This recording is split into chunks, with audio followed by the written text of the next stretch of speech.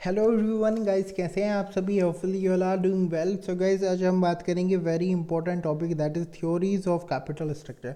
काफ़ी important topic है ये, और काफ़ी बार थ्योरीज पे क्वेश्चन पूछे गए हैं कैपिटल स्ट्रक्चर्स की, और काफ़ी एक्सपेक्टेड है कि जो दिसंबर में आपका एग्ज़ाम होगा उस पर भी क्वेश्चन पूछे जाएँ।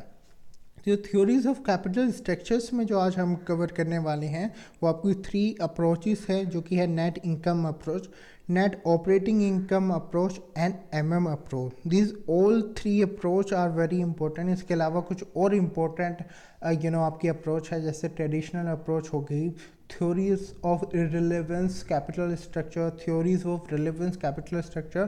पर जो आपकी मोस्ट इम्पोर्टेंट है और यूजीसी के फेवरेट जो टॉपिक हैं वो है आपके net income approach, net operating income approach and MM approach. अगर आपने प्रीवियस ईयर के पेपर चेक किए हैं तो काफ़ी बार इन थ्योरीज पे क्वेश्चन पूछे गए हैं। तो चलिए स्टार्ट करते हैं अपने नेट इनकम अप्रोच से। तो नेट इनकम अप्रोच स्टार्ट करने से पहले गाइस मैं आपको एक आइडिया देना चाहता हूँ कि इस टाइप के आपको एमसीक्यू पूछे जा सकते हैं। देखिए, एजम्पशंस बेस्ड क्वेश्चन बहुत आते हैं और काफ़ी एक्सपेक्टेड भी रहते हैं कि सपोज आपको नेट इनकम अप्रोच के बारे में 4 स्टेटमेंट दे दिए गए जो कि एजम्पशंस में थी, और आपसे पूछ लिए गए कि कौन सी एजम्पशन या कौन सा statement is not a right और रॉन्ग। ठीक है, तो यहाँ पर आपको एजम्पशंस के बारे में पता होना चाहिए। एंड सेकंड थिंग, आपको डिफ्रेंशिएट करना आना चाहिए। Suppose net income approach and net operating income approach में क्या डिफरेंस है। ठीक है, ये थ्योरीज आपको बहुत हद तक एक जैसी लगती है, बट इन हर थ्योरीज में कुछ ना कुछ डिफरेंस है आपका। तो आपको वो फैक्टर पता ही होने चाहिए कि क्या डिफरेंस है, क्योंकि आपसे मैचिंग में पूछ लिए जा सकते हैं या किसी असर्शन में पूछ लिए जा सकते हैं। असर्शन एंड रीज़न में पूछ लिए जाते हैं कि असर्शन में आपको सपोज एक स्टेटमेंट नेट इनकम अप्रोच पे दे दिया, रीज़न में एक स्टेटमेंट आपको ऑपरेटिंग इनकम अप्रोच पे दे दिया। तो आपको इनके बारे में पता होना चाहिए क्लियरली, आपको इनकी डेट जो डीपली आपको इनकी नॉलेज होनी चाहिए। ठीक है, तो चलिए स्टार्ट करते हैं अपना नेट इनकम अप्रोच। तो net income approach was presented by Durand. ये इट्स ऑल्सो इम्पोर्टेंट कि आपको पता होना चाहिए कि जो अप्रोच है, जो थ्योरीज है, वो किसके द्वारा दी गई है। इन्वेंशन इसका किसने किया है, ठीक है, किसने डिस्कवर की है, ये इट्स ऑल्सो इम्पोर्टेंट। आपसे इस पे भी क्वेश्चन पूछा जा सकता है। The theory suggest that increasing value of the firm by decreasing the overall cost of capital which is measured in term of weighted average cost of capital. This can be done by having a higher proportion of debt which is cheaper source of finance compared to equity finance. देखिए, यहाँ पर अभी जो हमने ये statement complete पढ़ा है, पूरा जो पैराग्राफ हमने पढ़ा है, इससे आपको सिर्फ एक बात यहाँ पर क्लियर होती है कि ये अप्रोच का जो सेंट्रल पॉइंट है वो क्या है। वो कहता है कि the overall cost of capital से पहले हमें समझना पड़ेगा कि कैपिटल की यहाँ पर बात हुई है तो 2 तरह के कैपिटल यहाँ पर लिए जाते हैं। वैसे तो आपके 3 टाइप ऑफ कैपिटल्स होते हैं।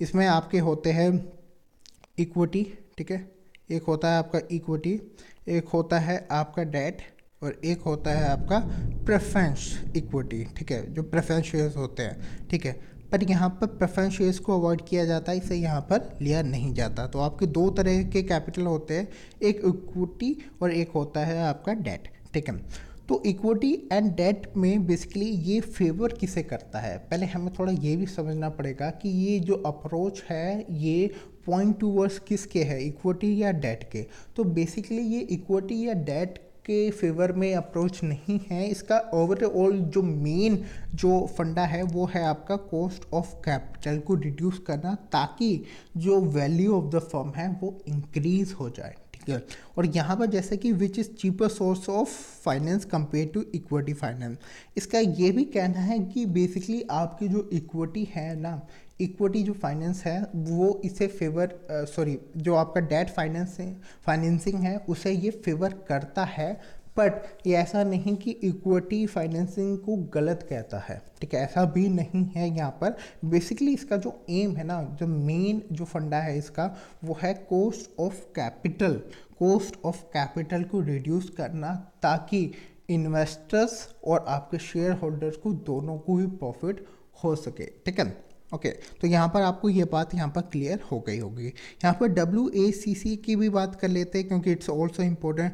WACC क्या होती है? It's a weighted average cost of capital, यानी कि weighted average cost of equity and debt की। ये हमें रेशो बताती है बेसिकली आपका इक्विटी एंड डेट का, ठीक है। ओके तो आगे हम इसे और भी इस अप्रोच को हम क्लियर करेंगे, ठीक है। तो WACC का जो फॉर्मूला है अंडर नेट इनकम अप्रोच वो है आपका required rate of return multiply amount of equity cost of debt, क्या हो गया यानी कि इंटरेस्ट, जो कि इंटरेस्ट पे किया जाता है इन्वेस्टर्स को, और multiply by amount of debt, ठीक है। ये क्या हो गया आपका WACC का फॉर्मूला। पर WACC का जो रियल फॉर्मूला होता है उसमें कॉर्पोरेट टैक्स ऑल्सो इंक्लूडेड, ठीक है। तो ये टैक्स को अवॉइड करती है, आपकी अप्रोच भी अवॉइड करती है, ये अप्रोच भी यहाँ पर अवॉइड करती है। तो ये जो फॉर्मूला है वो आपका अंडर नेट इनकम अप्रोच ही एप्लीकेबल है, ठीक है, ना कि आपका जो अदर, क्योंकि अदर्स में आपका जो WACC का आ जाता है उसमें आपका कॉर्पोरेट टैक्स को भी इंक्लूड किया जाता है। तो according to net income approach the change in the financial leverage, अब फाइनेंशियल लिवरेज की यहाँ पर बात हो जाती है। फाइनेंशियल लिवरेज का हमें फॉर्मूला पता होना चाहिए, वो है टोटल डेट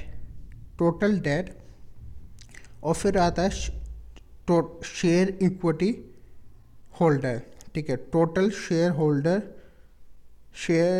इक्विटी होल्डर, ठीक है। ये it's a formula of what? It's a formula of आपका फाइनेंशियल लिवरेज, ठीक है। ये आपका फाइनेंशियल लिवरेज का फॉर्मूला यहाँ पर है। तो यहाँ पर दो चीज़ें, यहाँ पर WACC, ठीक है, आपकी, और आपका जो आ गया फाइनेंशियल लीवरेज, ठीक है, इन दोनों का बहुत ही यूज़ होता है, इनके बारे में आपको पता होना चाहिए, ठीक है। तो ये क्या कहता है यहाँ पर बेसिकली कि of the firm it will lead to corresponding change in the weighted average cost of capital and also the value of the company, ठीक है। तो इन पे फाइनेंशियल लिवरेज से चेंज होने से आपका जो कैपिटल स्ट्रक्चर में चेंज होता है।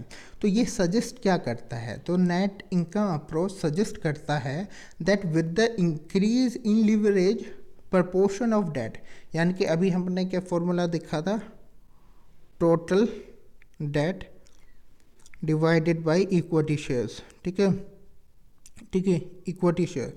तो जो टोटल डेट है वो क्या प्रपोर्शन ऑफ डेट इंक्रीज होना चाहिए, ठीक है। द WACC क्या हो जाएगा? डिक्रीज हो जाएगा। वेटेज एवरेज कॉस्ट क्या हो जाएगा? डिक्रीज हो जाएगा। And the value of the firm क्या हो जाएगी? इंक्रीज हो जाएगी।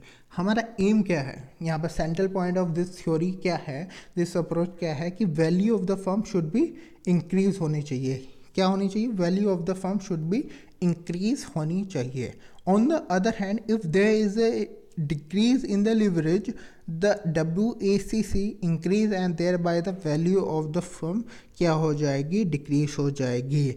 अगर other hand decrease in the leverage होता है तो WACC क्या हो जाएगी? इंक्रीज हो जाएगी, यानी कि यहाँ पे इक्विटी जो है वो आपकी बढ़ जाएगी, ठीक है। इक्विटी जो है अमाउंट वो बढ़ जाएगी, द कॉस्ट ऑफ इक्विटी वो बढ़ जाएगी। यहाँ पर ओवरऑल कॉस्ट ऑफ कैपिटल बढ़ जाएगा। तो क्या हो जाएगी आपकी? ये यहाँ पर क्या हो जाएगा कि लीवरेज आपका कम हो जाएगा। तो ये एक तरह से ये जो थ्योरी है वो सपोर्ट करती है डेट को। इसका एक ही कहना है कि कैसे भी हो बट आप अपनी कॉस्ट ऑफ कैपिटल को कम रखो, उसे रिड्यूस करो। द फर्म ऑफ जो बेसिकली जो overall value of the firm है वो इंक्रीज होनी चाहिए ताकि the market value of the shares holder वो अच्छी रहे, द मार्केट वैल्यू ऑफ जो कंपनी है वो एक हाइक पर रहे, ठीक है। अब आपको ये क्लियर हो गया होगा, ठीक है। अब इसके बारे में और हम कुछ जानते हैं विद एग्जांपल आपको बिल्कुल क्लियर हो जाएगा ये, ठीक है। ओके सो एग्जांपल है यहाँ पर equity and debt mix of 50-50 यहाँ पर लिया गया है कि 50-50% है। If the equity debt mix change अगर हो जाता है 20-80, ठीक है, यानी कि डेट इज़ इंक्रीज और इक्विटी आपकी डिक्रीज हो जाती है। अब तो ये 1.11 के रेशियोस में था, ठीक है। It would have a positive impact on the value of the business. तो इससे क्या होगा, it's a positive is a positive impact on the business and thereby increase the value per share, और increase the value of per share हो जाएगी। ये थोड़ा सा मैं आपको और क्लियर कर देता हूँ with another example। देखिए, मान लीजिए कंपनी है ABC, ठीक है, ABC के वहाँ के अगर सपोज मान लीजिए 10 इक्विटी शेयर्स होल्डर है, इक्विटी शेयर होल्डर यानी कि ओनर ऑफ द कंपनी, ठीक है।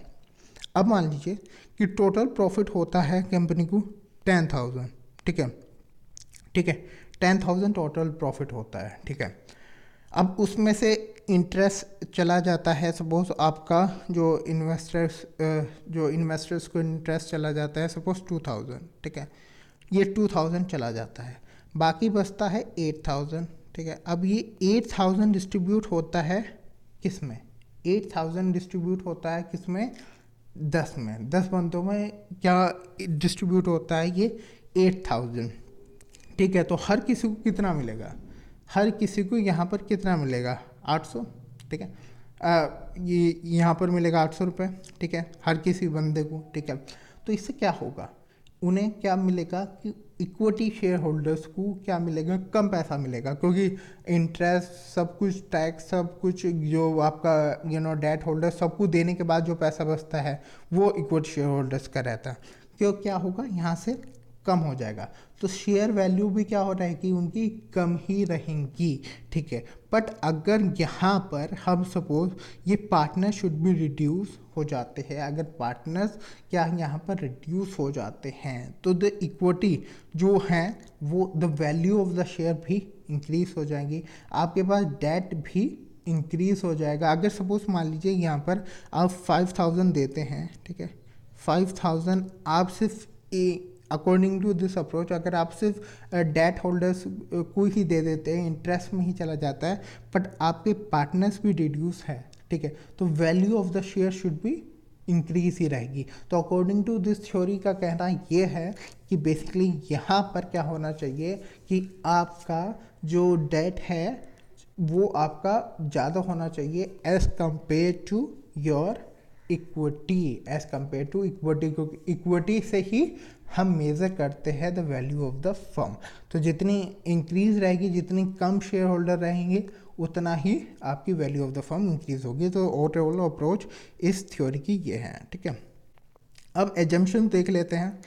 Net income approach make a certain assumption which are follow. The decrease in debt will no effect of confidence of level of the investor. तो increase in date में कोई नहीं, क्योंकि increase of date में क्यों नहीं इफेक्ट पड़ता है इन्वेस्टर को, क्योंकि the proportion of equity is very less, ठीक है। There are only two source of finance जो कि डेट एंड इक्विटी है। प्रेफरेंस शेयर यहाँ पर हम इन्वॉल्व नहीं करते, जैसे कि मैंने आपको स्टार्टिंग में ही बता दिया था, प्रेफरेंस एंड रिटेन अर्निंग, ठीक है। All company have uniform dividend pay out ratio जो रहता है वो 1 रहता है, ये भी इंपॉर्टेंट है। There is no flotation cost, no transaction cost and corporate dividend tax को तो हम अवॉइड ही कर देते हैं, ठीक है। Capital market is perfect. It means the information about all companies are available to all investors and there is no chance of overpricing or underpricing security. For that it means that all investors are rational and so all the investors want to maximize the return of minimizing the risk, ठीक है। सारी ट्रांसपेरेंसीज रहती है, सबको पता रहता है कि क्या कॉस्ट ऑफ कैपिटल्स है, ठीक है। तो यहाँ पर जितने भी इन्वेस्टर है सब क्या चाहते हैं कि उन्हें मिनिमाइज करें रिस्क और रिटर्न हाई हो। और source of finance are for infinity, there is no redeemable sources of finance. भाई रिडीमेबल शेयर्स कब होते हैं, जब प्रेफरेंस शेयर्स को ही क्या किया जाता है, रिडीम कर लिया जाता है सम एक्सेप्शन केसेस पे, ठीक है। इक्विटी शेयर्स को भी रिडीम बेसिकली आपका हो जाते हैं, बट उसमें जनरली हम प्रेफरेंस शेयर्स को ही रिडीम करते हैं, ठीक है। तो रिडीमेबल सोर्स नहीं होता, ये एक लॉन्ग टर्म, बहुत ही लॉन्ग टर्म और अनसर्टेन टाइम के लिए इन्वेस्टमेंट होता है इसमें, ठीक है। ओके, तो ये था आपका नेट इनकम अप्रोच, आपको इसके बारे में क्लैरिटी बिल्कुल मिल गई होगी। अब नेट ऑपरेटिंग इनकम अप्रोच कहते हैं। नेट ऑपरेटिंग इनकम अप्रोच और नेट इनकम अप्रोच में एक बहुत बड़ा डिफरेंस है कि यहाँ पर ऑपरेटिंग आ गया ऑपरेटिंग यानी कि ऑपरेशन से पैसा आएगा, ठीक है। तो चलिए समझते हैं इसके बारे में। The approach was put forth by Durand ने ही ये अप्रोच दी है, totally different from the net income approach, ठीक है। Also famous as traditional approach, इसे हम ट्रेडिशनल अप्रोच भी कहते हैं। Net operating income approach suggest that change in debt of the firm company or the change in leverage of fail to affect the total value of the firm, the company. As per the approach, the WACC, weighted average cost of capital, and the total value of the company are independent of the capital structure decision to financial leverage of the company.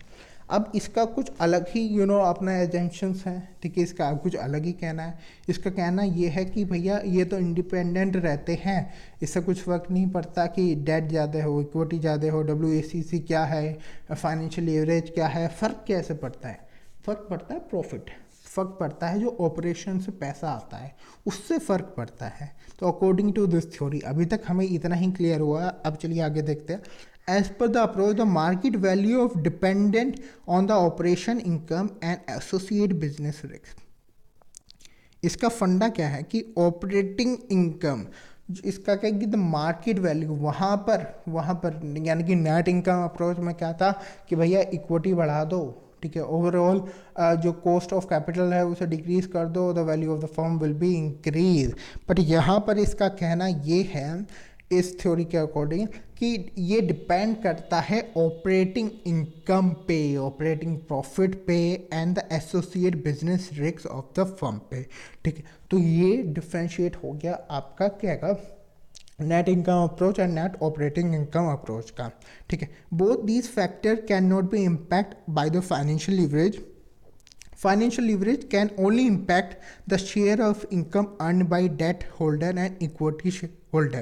इसका कहना है कि जो financial leverage है वो only effect कर सकता है कि क्या प्रोपोर्शन है डेट होल्डर का, कितना डेट होल्डर का प्रोपोर्शन है, कितना इक्विटी का होता है, पर वो ओवरऑल कॉस्ट ऑफ कैपिटल में कुछ भी इफेक्ट नहीं करता, ठीक है। Cannot impact operating income of the firm, और operating income of the firm में भी वो इफेक्ट नहीं करता। Therefore change in debt and equity ratio can not make any change in the value of the firm. तो इनका क्या है कि change in the debt of to equity can not make any change in the value of the firm. ये बहुत ही different हो गया, ठीक है। नेट इनकम अप्रोच से उन्होंने कह रहा भाई नेट इनकम अप्रोच में क्या है कि आप डेट बढ़ाओ, ठीक है। तो क्या हो जाएगी आपकी ओवरऑल कॉस्ट ऑफ फर्म क्या हो जाएगी, इंक्रीज हो जाएगी। बट इससे कहता है इससे कुछ फर्क नहीं पड़ता कि डेट और इक्विटी का रेशो क्या रहे, ठीक है। कितने डिबेंचर्स रहे, कितने इक्विटी शेयर होल्डर, कुछ फर्क नहीं पड़ता। फर्क सिर्फ पड़ता है द ऑपरेशनल इनकम से, ठीक है, ऑपरेटिंग इनकम से, ठीक है। तो overall the central of the point is that operating income से इफेक्ट पड़ता है। In further say that with the increase in the debt component of the company is face with a higher risk, ठीक है, ठीक है।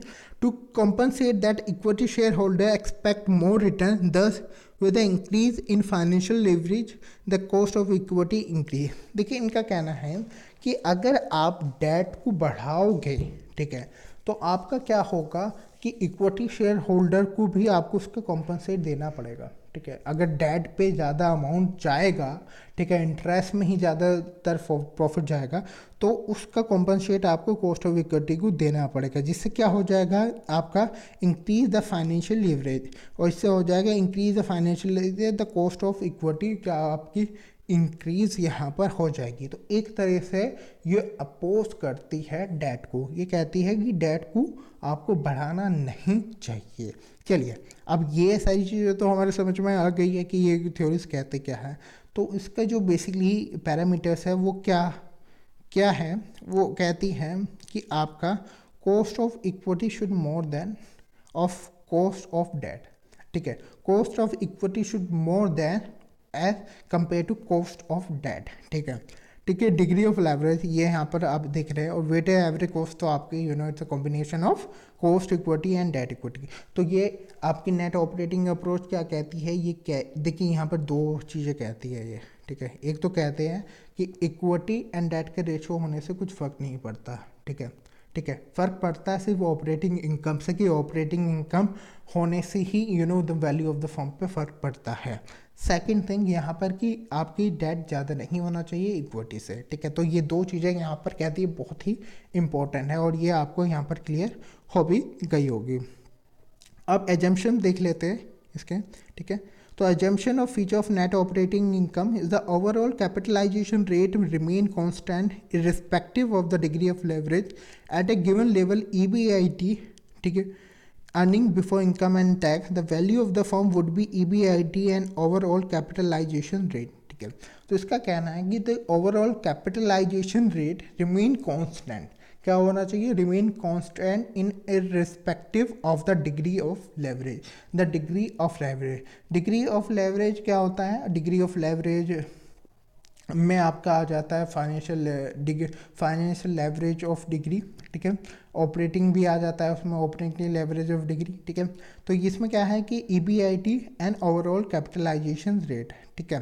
तो ये assumptions है आपकी, it's important assumption. The value of equity is difference between the total firm less value of debt, the value of equity the total value of firm minus value of debt. तो value of equity क्या होगी, total value of the firm मतलब value of debt. ये assumptions है net income approach की। Weightage average cost of capital remain constant रहता है and with the increase in debt the cost of equity increase, cost of equity increase and increase in debt, the capital structure result in increase the risks of shareholder. As a compensation, investing in the highly leveraged company, the shareholder expect a higher return resulting in higher cost of equity capital. तो अभी जो मैंने यहाँ पर आपको अभी बताया था कि वेटेज एवरेज जो कॉस्ट है वो रिमेन कांस्टेंट रहता है यहाँ पर, ठीक है। अगर आप डेट को कुछ ज़्यादा इंटरेस्ट दोगे तो आपको उसका कॉम्पनसेट भी यहाँ पर देना पड़ेगा। तो ये तीनों point it's a very important point. जो फर्स्ट पॉइंट था यहाँ पर respective of degree of leverage, level of EBIT, the value of the firm would be earning before income tax and overall capitalization rate, जो आपका overall capitalization rate is also important, ठीक है। Okay, अब MM approach पे की हम बात कर लेते हैं। इट्स वेरी इंपॉर्टेंट अप्रोच, बहुत बार क्वेश्चन आए हैं इस पे। तो अप्रोच वॉज किसने दी है, Magdalene and Miller during the 1950। The fundamental of Magdalene and Miller approach resemble that the net operating income approach, ठीक है। ये रिजेंबल है किसकी, net operating income approach. The Magdalene and Miller advocate the capital structure irrelevance theory. Capital structure क्या है, एक irrelevance theory है, which suggests that the value of the firm is irrelevant to the capital structure of the company. Value of the firm is irrelevant to the capital structure of the company. Whether a firm is highly leveraged or has a lower debt component in the financing mix has no bearing on the value of the firm. इसका भी ये कहना है, ठीक है, MM approach का, कि यहाँ पर आपका एक तो irrelevant है capital structure of the company, ये इंपॉर्टेंट पॉइंट है, ठीक है। First, whether the firm highly leverage हो या लोअर लेवरेज हो कुछ फर्क नहीं पड़ता of value of the firm पे। वैसे ये जो अप्रोच है ना MM अप्रोच, ये कोई भी एक्सेप्ट नहीं करता, क्योंकि ये एक तरीके से जो अप्रोच है यहाँ पर वो ये रिलेवेंट नहीं है और रियल सिचुएशन में इसे फॉलो नहीं किया जा सकता, ठीक है। तो Magdalene Miller approach further state that the market value of the firm is effective by the operating income. ये भी देखिए यहाँ पर रिजेंबल, यहाँ पर ये याद रखिए, इट्स रिजेंबल टू द, ये क्वेश्चन आ सकता है कि MM approach is resemble to the of which approach, तो नेट ऑपरेटिंग अप्रोच। ये कहता है state that the market value of the firm effect by its operating income apart from the risks involved in the investment. The theory states that the value of the firm is not dependent on the choice of capital structure or financing decision of the firm.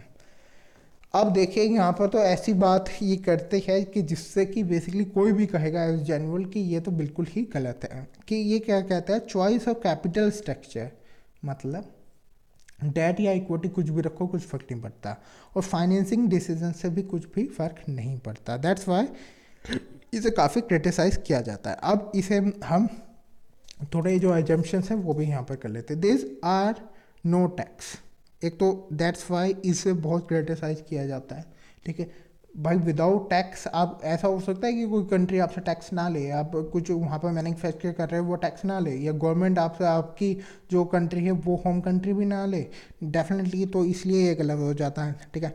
Transaction cost of buying and selling securities as well as bankruptcy cost is nil, ठीक है। ये कहता है कि bankrupt हो ही नहीं सकते, selling security सबकी कॉस्ट क्या है, निल है। There is a symmetry of information that means that an investor will have access to the same information that a corporation would. An investor will thus behave rationally. So it's also important, ठीक है। The cost of borrowing is the same for investor and company. The cost of borrowing क्या है, वो same है for investor and company, दोनों के लिए ही जो कॉस्ट ऑफ बोरो की जाती है वो सेम है। इसका कहता है उससे कुछ फर्क पड़ता ही नहीं है, तो ये दोनों के लिए ही सेम है, ठीक है। There is no flotation cost, no flotation cost, net operating approach में भी नो फ्लोटेशन कॉस्ट थी, such as underwriting commission, payment, merchant bankers, advertisement expensive, इसे ये फॉलो ही नहीं करता। नेट ऑपरेटिंग इनकम में भी आपका नहीं था, ठीक है, तो इसे फॉलो नहीं करता। अब ये एक्सपेंसेस तो होते हैं ना, ये एडवर्टाइजमेंट, पेमेंट, जो आपका रजिस्टर करवाते कंपनी, तो ये इसे फॉलो करता ही।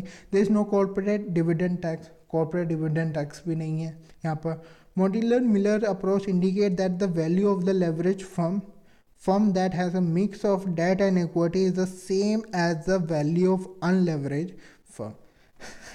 अब ये जो है कि जो जिस फर्म के पास अपना कॉम्बिनेशन है, जो वेटेड एवरेज कॉस्ट ऑफ कब है, द कॉम्बिनेशन ऑफ कैपिटल है, उसके पास कैपिटल स्ट्रक्चर है, और जिसके बाद नहीं है, उससे कुछ, उसमें कुछ अंतर नहीं है, ठीक है। If the operating profit and the future prospect are same, that if an investor purchase share of leverage firm, it would cost him the same as buying the share of unleveraged firm, ठीक है। तो इन दोनों में यहाँ पर कोई भी differentiate नहीं रखा गया है, तो assumptions इज वेरी इंपॉर्टेंट, ठीक है। Modular Miller approach proportions with tax the trade-off theory of leverage. So modular Miller assume that there is no tax but in the real world, that this is far from the truth, ठीक है। Most countries, not all the tax company, this theory recognize the tax benefit occurred by interest payment. The interest paid on borrowed fund is tax deductible. However, the same is not the case with dividend paid on equity. In other words, the actual cost of debt is less than the nominal cost of debt due to tax benefit. The trade-off theory advocate, trade-off theory भी basically MM approach से ही related है, ठीक है। Trade-off theory advocate that a company can capitalize its requirement with debt as long as capital of distress. The cost of bankruptcy exceed the value of tax benefit, thus the increased debt until a given threshold value the add value to a company. तो ये क्या कहती है आपकी proportion of taxes, ये trade off theory of leverage आपकी ये कहती है। ये भी बिल्कुल थोड़ा सा अनरिलेटेड है, बट ये कहती है कि एडवोकेट कहते हैं कि कंपनी को जो कैपिटल है requirement with debt long and the cost of distress होनी चाहिए, ठीक है। तो that's all about these three approaches. Hopefully you get understand about this all topic. If you have any doubts, so you can comment in below. So guys, thank you very much to watch out this session.